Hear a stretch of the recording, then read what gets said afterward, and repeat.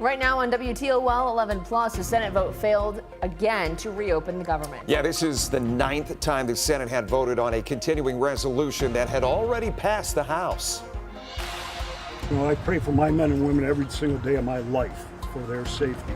The kind of men and women standing up here behind you right now, they have the most dangerous job in the United States of America. A U.S. Marshal shot in a Cleveland neighborhood. Tonight, we're learning more about what happened in the moments leading up to it.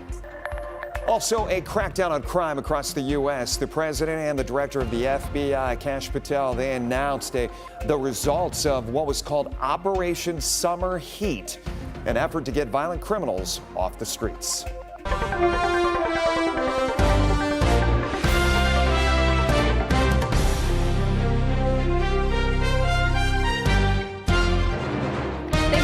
Tonight on WTOL 11 Plus, I'm Kaylee Marantet. And I'm Jeff Smith. Big news for Northwest Ohio and when it comes to job seekers. That's right, a $400 million shot in the arm for Toledo's Jeep assembly plant. It's part of a massive $13 billion investment into the Midwest from Stellantis that was announced yesterday. Dominique O'Neill shows us how the news is spreading excitement across the region.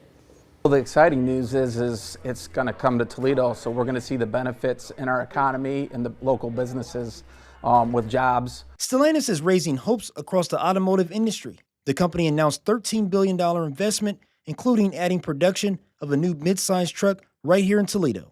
I was so excited to hear that it was going to be built in Toledo. The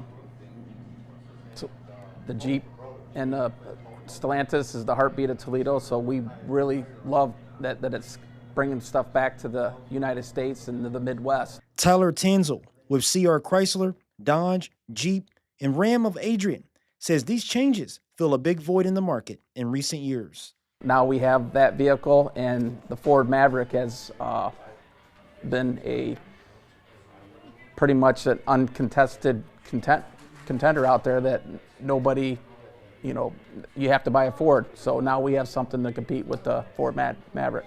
Brian Sims is the president of UAW Local 12. He says production of the new mid-size truck will have a much larger impact than the 900 new jobs Stellantis says will be coming to Toledo Assembly Complex. I feel like we're all family, and so that's great news for just it ain't just for the Jeep plant, but it's some of our suppliers as well. And like I say, in every business that's around in that area too, because even your local gas stations, they know that more workers, they'll come and spend money. So the economy here will definitely be a big boost up. Sims says the investment could be a big second chance for some workers who are looking to get back to work. Right now it's close to 1,000 and something laid off workers. So some of these workers was from Michigan. So hopefully they have an opportunity to go back to Michigan and work as well. Dominique O'Neill is joining us tonight in studio. Dominique, you spoke with a car dealership in Adrian and also a local union representative. What did you learn from those conversations about what Jeep might look like and the plant might look like in the next 2 to 3 years as they prepare for this big change and launch of the new vehicle? Well, after talking to the Local 12 president, he told me it's going to be like a month-to-month process. It's going to take about a year to kind of get things rolling before you would see any major changes from what we're looking at right now. So it's going to take some time. That process is going to involve a lot of work between all of the leaders in Local 12 and the organization. And also spoke to a car dealership as well about this impact. They said it could really help the economy overall in the Midwest here. Yeah, obviously a lot of money, $400 million coming to Toledo Jeep plant, $13 billion coming to the Midwest. There's going to be 900 jobs created at the Toledo plant. This is obviously huge news for the Glass City, and also some jobs coming and money going to Warren as well. You went to that car dealership. Obviously, this is a chance for them to maybe get their hands on a new vehicle to sell in the next few years or so. What was the atmosphere like that you felt when you went in there? Did they seem excited about this? Yeah, they seemed pretty excited, pretty optimistic about the future, looking forward to what is possible, the endless possibilities that they have with this news of the $13 billion. I think it's going to be something really big. That's what the sales consultant said for the organization. There's going to be a lot of big changes over the coming years. And it's going to be an opportunity for them to gain more customers due to this, and also will help out local businesses as well, because they'll get money and profits from people that are shopping around. So Seems like the mid-size truck too, I know you had talked about it in your story, seems to be like a good competitive vehicle to have, right? yeah, they said they're going to bring back some of the old vehicles from the past that kind of haven't been out there as much recently, and it's going to kind of help out with the overall the economy. So what does this announcement say about the direction that Stellantis is taking? Stellantis overall is taking a direction that they're going to be able to impact the job market. It's going to really help out the job market overall, according to the local sales consultant that I talked to in Adrian today. Okay. All right, Dominique O'Neill joining us in studio tonight. Jeff, we're going to send it over to you. Now to the stories making headlines across the country and around the globe. A U.S. Marshal rushed to the hospital after being shot in Cleveland. Also, another day of the government shutdown. We'll touch on that. You see ceasefire in Gaza on the board. We will touch on the latest coming out of that part of the world. But first, President Trump and FBI Director Kash Patel holding a news conference today to speak about the administration's efforts to crack down on crime. In the Oval Office, the president and the director announced results of the administration's sweeping law enforcement effort. It was called Operation Summer Heat. During the initiative, the federal government has sent National Guard members to cities including Chicago, D.C., and L.A. Director Patel says in just a 3-month span, there were 8,700 arrests of violent criminals, 2,200 firearms seized off city streets, 421 kilograms of fentanyl seized. And he said that's enough to kill 55 million Americans alone. The ceasefire in Gaza is being put to the test. The Israeli government was already upset over the slow return of bodies of slain hostages.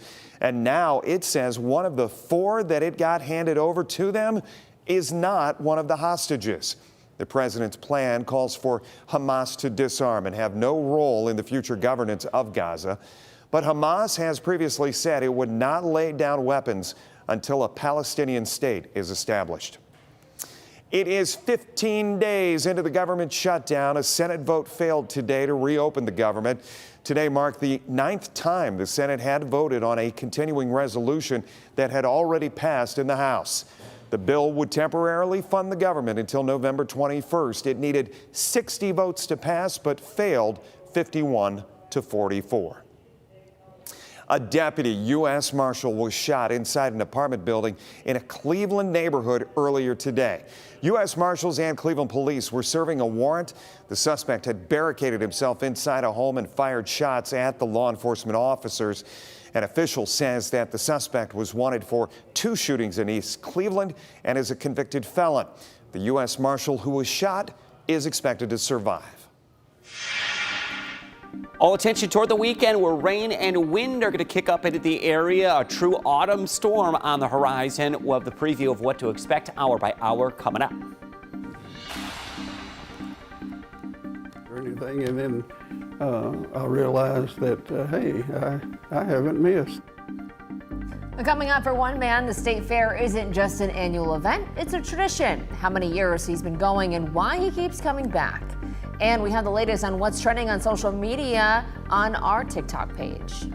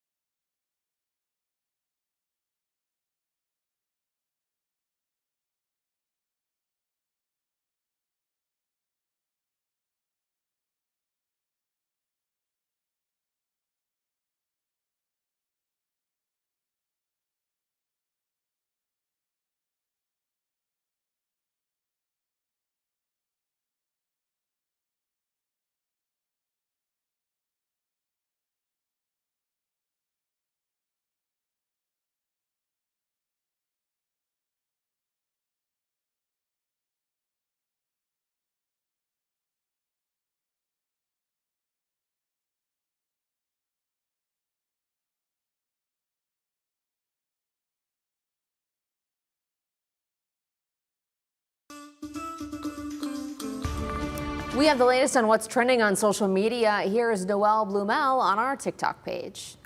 One of women's college basketball's greatest coaches was in Bowling Green recently. Dawn Staley is the head women's basketball coach at South Carolina, where she's helped lead them to 3 national titles. So what was she doing at the Stroh Center? Well, Staley and BG's head women's basketball coach Fred Schmiel go way back. In fact, before taking the top spot at BG, Schmiel coached on the Gamecocks staff, but their relationship stems even further back than South Carolina. Schmiel actually helped coach Staley when she was a player in the WNBA for the Charlotte Sting and recently coached against her when BG hosted South Carolina in 2023. And they're actually going to get a chance to coach against each other again because BG is going to play South Carolina in South Carolina on November 7th.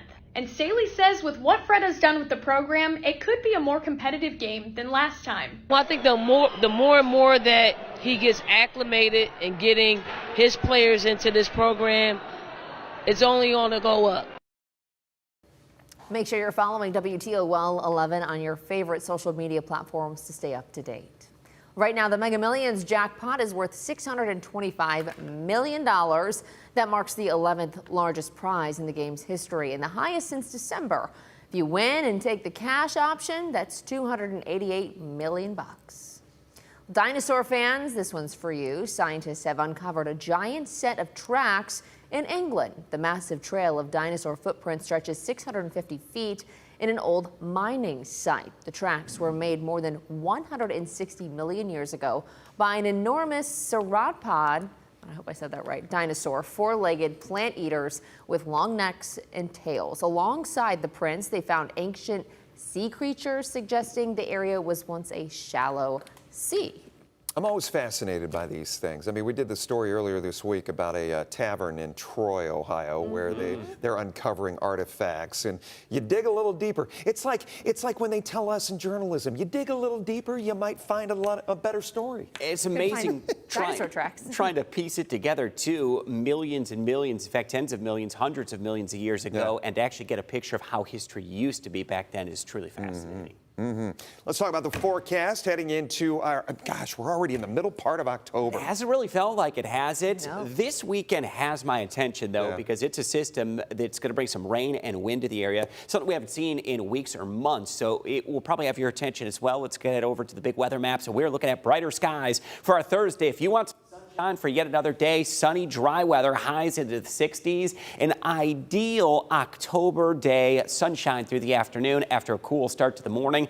There's going to be quite a chill in the air. How about this for a little bit of a live view? Captured this just moments ago. This is from downtown Toledo, looking down, or should we say up the mouth of the Maumee River. Familiar Glass City River Wall, the beautiful sunflower mural that we have on the banks of the Maumee River, and some of the big shipping cargo vessels that are in town right now.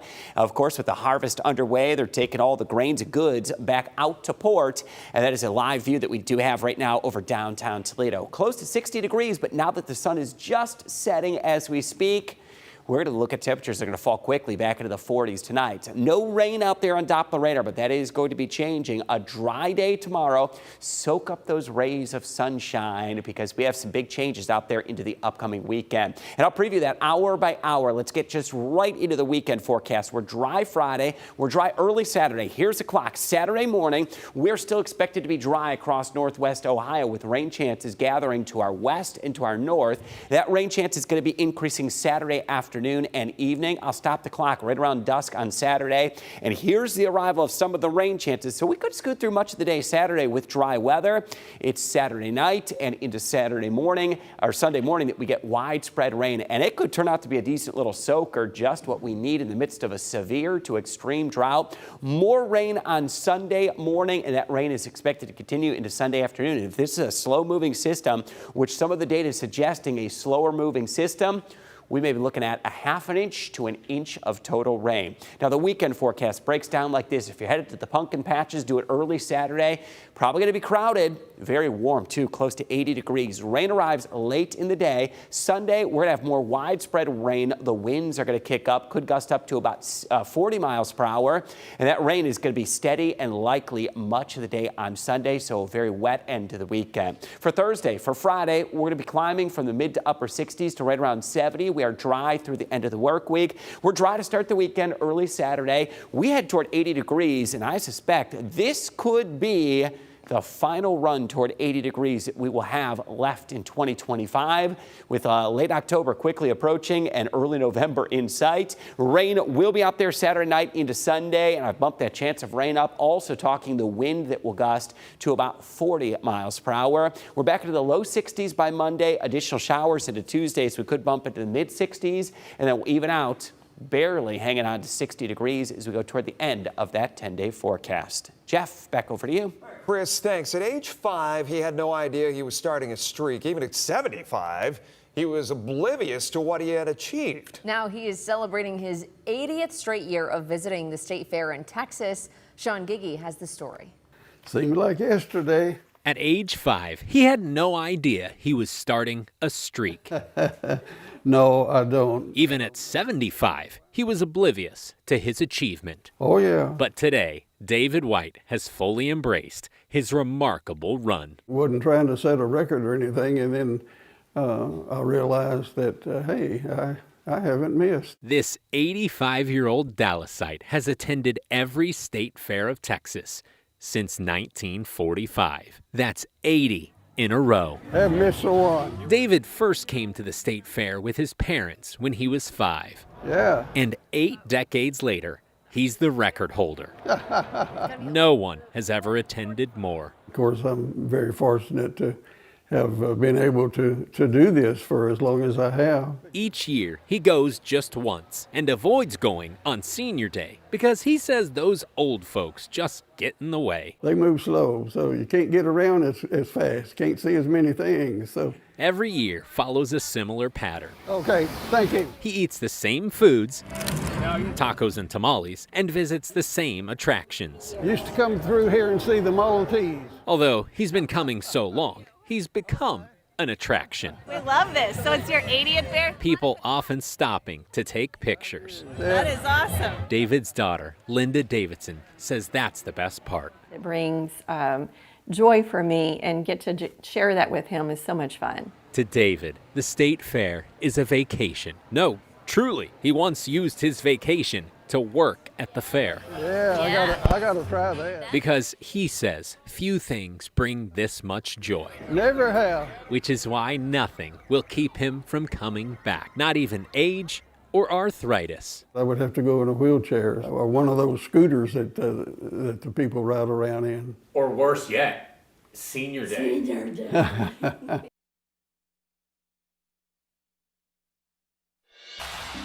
Whirlpool started in America, stayed in America, and is leading the world forward. All right, still to come, Whirlpool making a multi-million-dollar investment into 2 Ohio plants.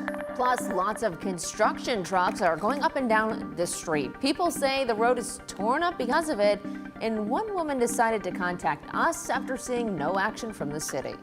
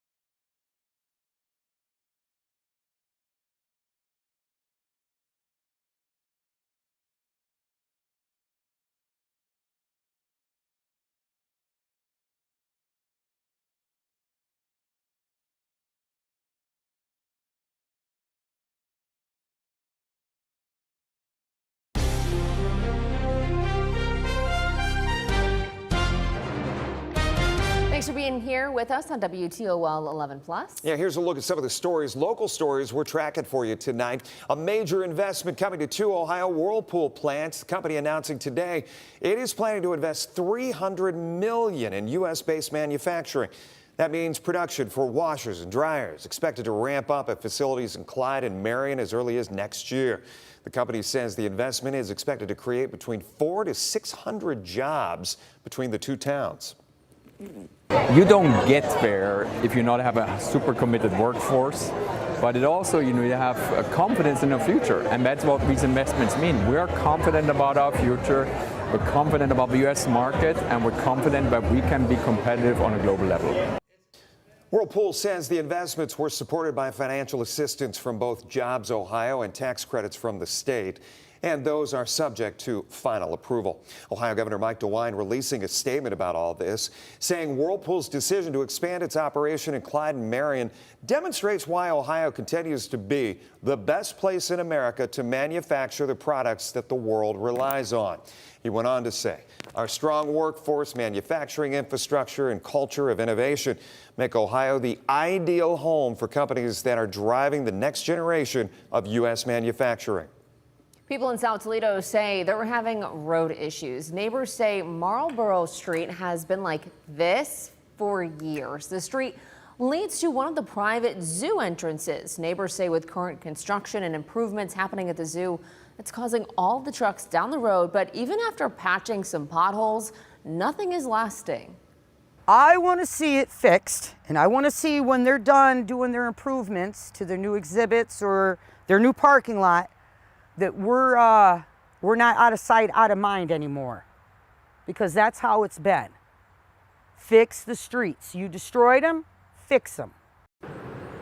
A zoo representative says there were reports of issues with one of the other streets in the neighborhood, Shadow Lawn Drive, but they were addressed. The city says the only request it has on record is from this week about an overweight vehicle concern. The city says this has been passed along to Toledo Police. Election Day is less than a month away, but early voting is happening right now. Toledo voters will decide who will fill 6 at-large council seats in Toledo ahead of Election Day. WTOL 11 sitting down with all 11 candidates. George Sarantu is hoping to keep his at-large seat. He has served the city for decades and has worked under 5 mayors. Sarantu says if reelected, he wants to focus on crime, cleaning up neighborhoods, and finances. But he says one of his most important jobs has to do with the community. One of the most important jobs I have is to listen to the citizens. What are their concerns? And the things that I've echoed are the concerns that I hear on a daily basis. People need to feel safe, people need to have clean neighborhoods, and people want to make sure the city check that they got is not going to bounce. Right there, you're looking at a full list of 11 candidates running for council. 12 candidates initially entered the race, but Carrie Hartman suspended her campaign as she stepped down to take another job. The highlighted names are the ones we've already talked with. To see our coverage, go to our website, WTOL.com. One business is doing what it can to help out an organization. Take a look. Window World installed 30 new windows today at Hooves Equine Sanctuary and Healing Center for veterans and first responders.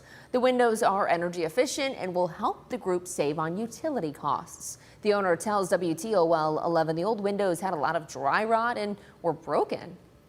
We were just absolutely overwhelmed with gratitude and appreciation. This is not a project that we would have been able to do had Window World not stepped up and made this extremely generous donation. We love doing this stuff. You know, we're all about giving back, and we're just lucky that we're able to. Hooves is a nonprofit dedicated to helping veterans heal from the emotional wounds of military service. Well, don't forget to check out some of the other exclusive content that we have on WTOL 11 Plus. On a new episode of Off the Radar, the Radar Rangers share weather phobias, and they also reveal who's a candy corn lover. The Great Pumpkin is... So what do we got? You said phobias. Phobias. Okay. So, you know, Halloween, a little scary sometimes. Of course. But we're going to be talking about weather phobias. Oh, dear. I'm going to give you a word. I'm going to give you a word, and then you have to guess what kind of phobia it is. I'm already scared. These are big words. And Ryan, you're going to have to try to pronounce these words. I'm afraid of spelling these words, but it's right in front of me. So I'm going to go chai latte. Shinophobia. Fear of Shinophobia. Shinophobia. Sure. This is the fear. I'm going to go with this is the fear of moonlight. Because it's shine. Shine. Rangers, do you have any other guesses? No. Mark's got one. Wow, thanks. Fear Alexa. of chai latte. Kaylee definitely does not have that fear. Kaylee would never go near that. Hey, I haven't had a chai in a few days, thank you. But not out of fear. That's right. Fear of too much chai. Fear of the budget getting blown up. It is a weather fear. Okay. So it is the fear of snow. Oh. Really? Yes. So many people have that. Is it pronounced shy or shy? Where's the shy come from then? Too shy? Alexis. Oh, I'm looking. We got our hold on. We have our statistician on it here to tell us this. So shionophobia is the fear of snow. I bet we have some people out there. I would never have guessed that. And you didn't. Shy. No. Maybe the C is silent. Okay, well, let's go into our next one while Alexis next is looking one. it up. It says chionophobia. Chionophobia. Oh, So there it's we go. Chionophobia. How about this one? Tiffany with the win on that one. Ooh. What do we got? Oh, okay. Thermophobia. This one should be a little easier, I think. Fear of the cold? Oh, fear of the cold. Or fear of extreme temperatures? Or hot, the hot. Thermal has to be, I say it has to be there we hot. go. Fear of hotness. Yeah. Yeah, because a thermal Yep. is a heat, is a hot spring, a thermal. But yeah. Tim, you're still close with the temperature, just Right. Yeah, that was still okay. close. All right. You can catch the full episode of Off the Radar on WTOL 11 Plus next. Dunkin' Donuts has some special treats for Halloween on the menu this year. The new candy bar signature latte. Oh my gosh. That sounds like a lot. Well, returning favorites include the spider donut and a Halloween Munchkins bucket, which features donut holes, treats covered in chocolate and orange sprinkles. Dunkin' is also dropping a spider donut costume. All these treats are available right now for a limited time. If that latte doesn't have enough sugar, the bucket of donuts should top it all off. Goodness. In the midst of Halloween season, yeah, sugar doesn't matter. You drink that and... I'm guessing it's maybe like a nutty caramel, candy bar. It could be really anything, right? It could. I'm going to pass on trying it. But Probably pretty sweet. Yes. Tomorrow is going to be a gorgeous day if you like sweet weather. Mid-60s going to be showing up for Thursday, close to 70 Friday. Going to be another gorgeous Friday night for high school football games. What a run into the weekend. 80 degrees, and it's possible. Could be the last time we're up toward that mark this season. A warm, windy day. Rain chances return late Saturday night. And something we haven't said in weeks or months, steady soaking rain Saturday night into Sunday, half an inch to an inch of rain, and then Sunday we get whipped with the tail end of a system that could bring winds up to about 40 miles per hour, so it'll be a windy, unsettled end of the weekend, falling back into the 60s late Sunday, and we'll stay in the 60s all next week. So Sunday's going to be a bit of a stinker. Good day to watch some football. Yeah. Maybe stir something up in the crock pot. Yeah, stay at home. Good advice. Thanks so much for spending part of your day with us here on WTOL 11 Plus. Remember, this is your home for more than just news. You can stream our full lineup of local content anytime.